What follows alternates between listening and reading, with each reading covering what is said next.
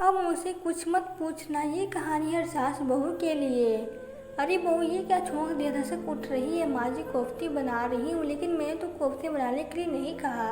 वो माँ जी आप लेटी हुई थी तो मैंने सोचा अपनी मर्जी से ही सब्जी बना लेती हूँ। हाँ हाँ, अभी 4 दिन हुए नहीं इस घर में आए और अभी से अपनी मनमर्जी चलाने लगी है तुम तो।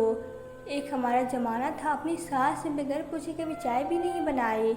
मधु जी का पारा 7वें आसमान पर था। नीरू की शादी को 15 दिन हो गए थे। धीरे धीरे उसने घर के काम की जिम्मेदारी अपने ऊपर लेनी शुरू कर दी, क्योंकि घर का काम तो बहू को ही करना पड़ता है। पहले 2-4 दिन तो सासू माँ रसोई में खुद खड़ी होकर उसे समझाती रहती कि क्या बनाना है और कैसे बनाना है। नीरू सोचे चलो मैं नई नई हूँ तो अच्छा है, सबकी पसंद नापसंद समझ में आ जाएगी। लेकिन उसे ये पता नहीं था कि हमेशा सासू माँ की इजाज़त लेकर ही कोई काम करना पड़ेगा।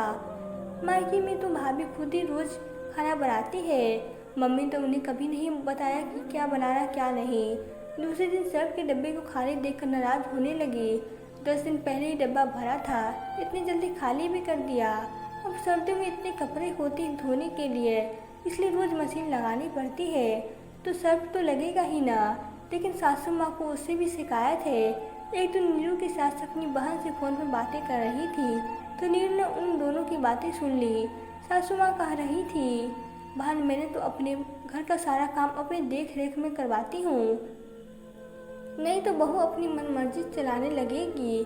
तू भी अपनी बहू को कस के रखा कर, नहीं तो घर में तुम्हें कोई पूछेगा भी नहीं, हमारी तो कोई अहमियत ही नहीं रहेगी। अब धीरे धीरे नीरू को समझ आने लगा था कि सासू माँ हर काम अपनी मर्जी से करवाने की आदत क्यों है।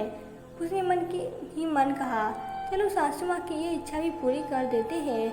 अगले दिन सुबह उठते ही नीरू ने सासू माँ से पूछा, माँ जी चाय बना लो क्या? हाँ बना लो, सासू माँ ने उठते हुए कहा। चीनी कितनी डालूं? 1 चम्मच। थोड़ी देर बाद, माँ जी नाश्ते में क्या बनाना है? आलू की सब्जी और पराठे बना लो। सासू माँ खुश हो रही थी कि बहू आज तो सारे काम पूछ पूछ से कर रही है। वो पूजा करने के लिए बैठी ही वाली थी कि उन्होंने फिर आवाज़ लगाई, माँ जी कितने आलू की सब्जी बनानी है? अब बहू इतना पूछ रही थी तो सासू माँ भला कैसे न बनाए, उन्हें रसोई में जाना ही पड़ा।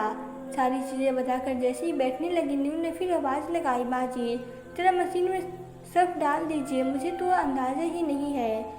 उन्हें मजबूरन फिर उठना पड़ा।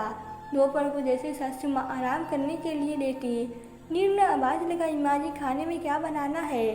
बहू दाल चावल बना लो। थोड़ी देर बाद, माँ जी कौन कौन सी दाल बनाऊँ? मूंग की या अरहर की? मूंग बना लो। सासू माँ की खींचते हुए कहा। आज ना तो ढंग से पूजा कर पाई न ही आराम कर पाई। नीरू मन ही मन मुस्कुरा रही थी, लेकिन साथ ही उसे सासू माँ को इस तरह परेशान करना अच्छा भी नहीं लग रहा था। अब तो पानी सर से ऊपर हो गया, शाम को फिर वही शुरू हो गया।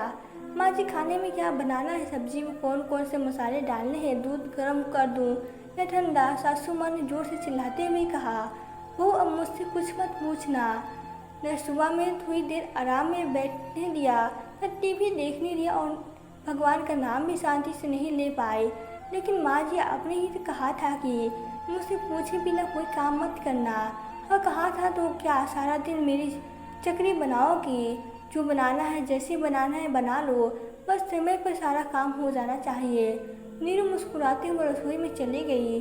तो दोस्तों आपको यह कहानी कैसी लगी? अगर कहानी अच्छी लगी हो तो वीडियो को लाइक करें और प्लीज़ चैनल को सब्सक्राइब करें। Thank you.